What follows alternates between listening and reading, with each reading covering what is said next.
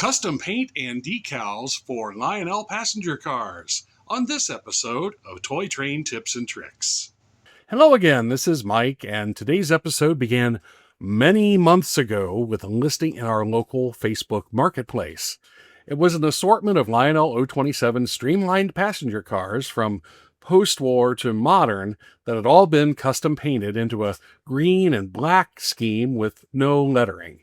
I was looking for a customization project to tackle, and since few buyers want to inherit other people's half-finished painting projects, the price was right, so I made the deal with the seller. Then I started the long process of stripping the paint from the cars, and also deciding exactly what I wanted to do with them. On the stripping side, I disassembled the various parts from the plastic roofs and bodies and began soaking these plastic parts in my go-to stripper solution, which is the commercial-grade purple degreaser. But a funny thing happened, or actually didn't happen. After a few days of soaking, followed by scrubbing with a stiff nylon brush, hardly any of the paint was coming off. So I soaked some more and scrubbed some more, and again, and again, and again, and after several weeks, I had made very little progress. Well, different strippers work on different paints, so I tried some other methods. I tried commercial paint strippers. Nothing happened. I tried oven cleaner. Nothing happened.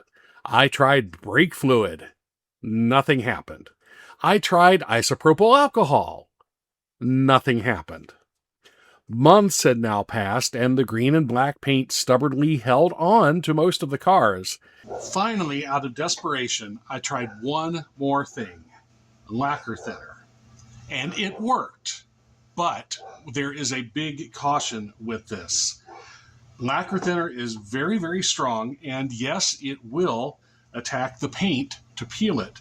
It will also attack the plastic and your hands, so you'll want to wear gloves, and it smells pretty strong, so you'll either want a lot of ventilation or a respirator mask is also a good idea. Absolutely do not soak your models in lacquer thinner.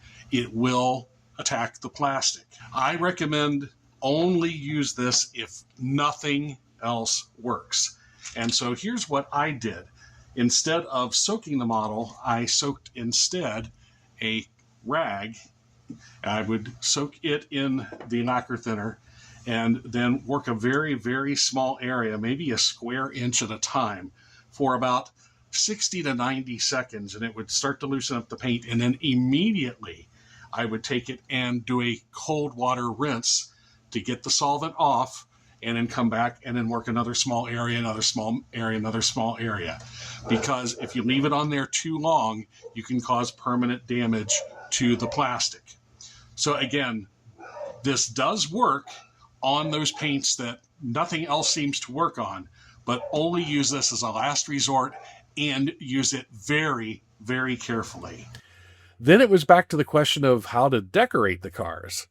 My first thought was to expand my Amtrak Lakeshore Limited set with the Combine Diner, another coach, and a dome, and the Observation would be surplus for use as a business car. But then I stumbled across a steal on eBay and picked up a complete set of Amtrak cars for less than $10 a car. Can't pass that up. So then I thought I'd make the Chessie Steam Special to go along with my Chessie 442 steamer. But then I came very close to winning a set of the actual Steam Special cars on eBay, and the price overall seems to be coming down into my target price zone, so I'm going to wait on that. Finally, it hit me. It's 2026, and my layout is set in the mid-1970s, so why not a patriotic bicentennial/semiquincentennial set? It was time for the paint shop. I also wanted to upgrade the lighting in the cars, and I covered that project in another recent episode. But as for the decorating, I decided on a red, white, and blue scheme that, well, after I started, I realized it was very similar to the scheme used on the TCA's Bicentennial U36B set. So I guess great minds think alike. Since I was dealing with different types and colors of plastic on the various cars, I started with 2 coats of Rust-Oleum flat white primer. If I was doing only 1 or 2 cars, I would probably have used my airbrush, but doing 5 at a time in 3 colors, rattle cans seemed to be my fastest option. And now with 2 coats of primer, the roof is ready for its coat of blue. And likewise, the bodies with their 3 coats of gloss white are ready to be masked off for the red stripe through the windows. Glue painter's tape to cover up the white, and what's exposed will be painted red. Use the natural lines in the casting to help you out. It makes it easier to get a good edge on the color. All right, let's do this. Red paint, here we come. All right, the paint has had time to cure overnight. Let's do the big reveal. Let's see if my tape job was sufficient.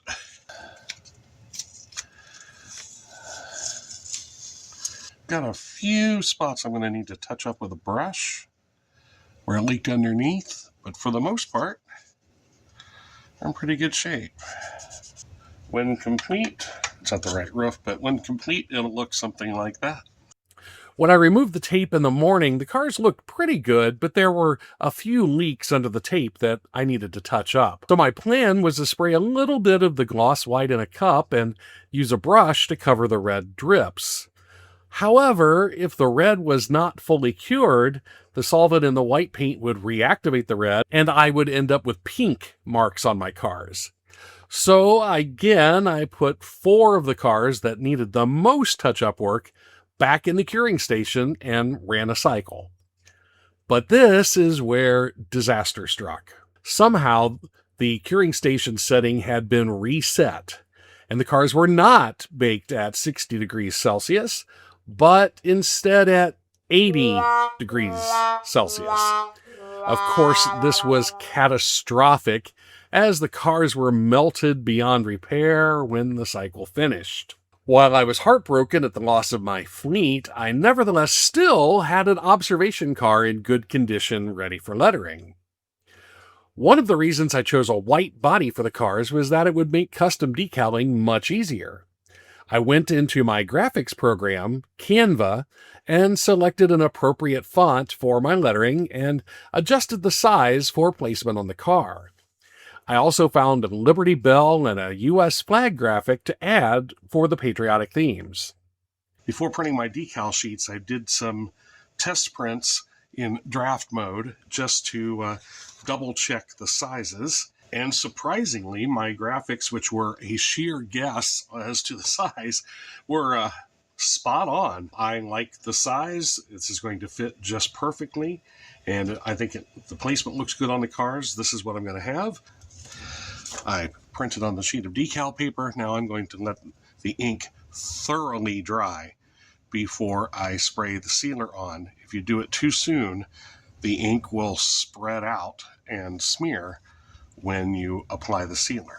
Okay, and here I have everything I'm going to need. I've got my completed decal sheet, which has been sprayed with the clear bonder, and this set for actually 2 days, so it's good and set. I've got a pair of scissors to cut the decals free. I have 2 tubs, one of lukewarm water for the decal soaking, one of just fresh water for cleaning.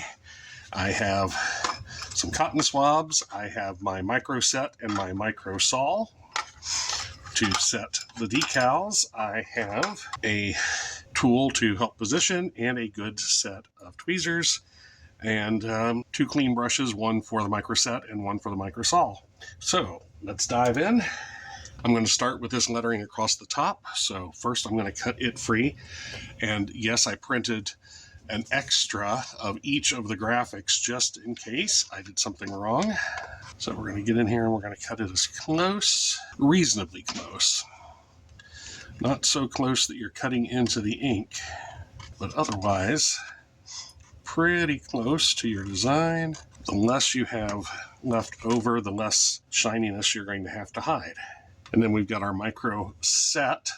This is part 1. We have the micro saw, which is part 2. So we are going to take our decal Make sure we know where it's going. It's going to go right here between these two vents. We're going to drop that in our lukewarm water, and while we're doing that, we're going to get our first brush, and we go to the micro set. We are going to prepare the area where the decal is going. Give that a liberal brushing. This is going to help the decal settle down onto the surface. I always put the lid back on because these are expensive bottles and I don't want to knock them over and spill them. My decal should be just about ready to separate from the paper. It will vary by which decal paper you're using. And let's see, it looks like it's starting to separate. There we go. Let's slide it right off of the paper. And let's use my swabs to help get it in position. That looks just about where I want it. I'm going to let it sit there for just a minute. Now I'm going to get my micro sol, and this is going to help get kind of melt the decal down. Start with that and let it sit for a minute, and we're ready for the next round. All right, I'm going to let these set for a while, and once it's all dry and set, I'll flip it over and do the same thing on the other side. Sharp-eyed viewers who are watching my videos in chronological order will see some things that seem to be out of sequence from the last video about the lighting of the cars, and you're not wrong in that. For the purpose of that video, once I decided to focus on the lighting, I went ahead and installed all of the lighting and the windows inside the car before I did the clear coat, and actually before I had finished both sides of the lettering. So rather than go back and clear coat over the windows and over the LEDs, I did pull the electronics package out, and I didn't like the way I had done the windows before anyway, so I'm going to redo those. So you are not incorrect in that. So now my lettering is done, and I am ready for the final clear coat. If you've seen my previous videos about painting locomotives, I generally use a clear coat of Tester's dull coat, and I use the dull coat for a couple of reasons. One, a good clear coat will protect the lettering, will protect the paint, and you protect from those nicks and scratches and things like that that happen with layout use. Secondly, the dull coat helps blend the edges of the decals into the model so that those edges are not as visible. And thirdly, the dull coat tones down this shine and makes it more like a scale model, more like real life. In this case, I've kind of grown accustomed to this shine, and I kind of like it. So I'm going to keep it, and instead of using a dull coat as my clear, I'm going to use a gloss clear coat, actually the same gloss clear coat that I used for the decals. So I'm going to take that right over here to my spray booth next door, let that dry, and then we were going to go back and reinstall the electronics package. The gloss coat is dried. The electrical components are back in place, although not wired in yet. And now I'm going to do the windows. Now, just like last time, I'm going to be using this dual-purpose transparency film. And I know this is getting difficult to find since nobody really uses transparencies anymore. Hopefully this box won't last me a very long time. Basically, this clear plastic sheet, and I'm going to cut it into strips. So the last time I used parchment paper as the diffuser on the back side of the plastic. I really didn't like the look of the light coming through that. So this time I'm just going to use regular old copier printer paper. So let's get started. So you can see here I have 3 strips, 2 long and 1 short for the round part. And I've got my paper. I've got this washable Elmer's clear, and it doesn't take much to hold the plastic to the paper. So I'm just going to put a couple of dots of this. Help if I'd open it. And a couple of dots here and there. Put my strip on it. Remember, this dries clear. Kind of spread it out.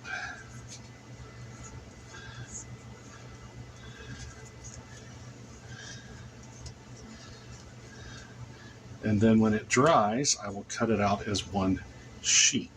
All right, and set it aside and let it dry for a few minutes. While I was waiting on my window strips to dry, I went ahead and reassembled all the electronics, got them ready to go. So all I need to do is cut out my window strips, install them, And the car is finished. So I'm going to cut out my strips as a single piece.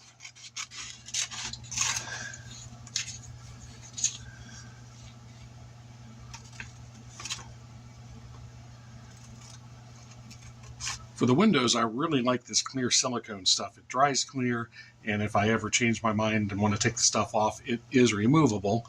Now my tip is hopelessly clogged here, but I'll just take it right out of here with a little screwdriver and apply it where I want it to go. It just takes a little dab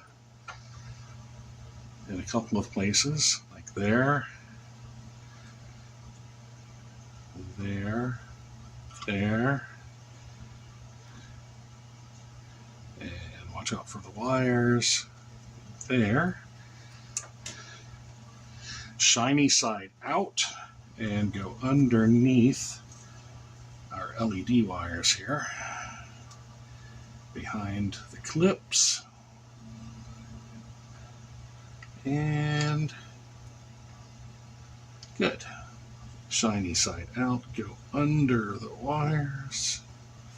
There we go. And all right, we will let that dry, and the car is done.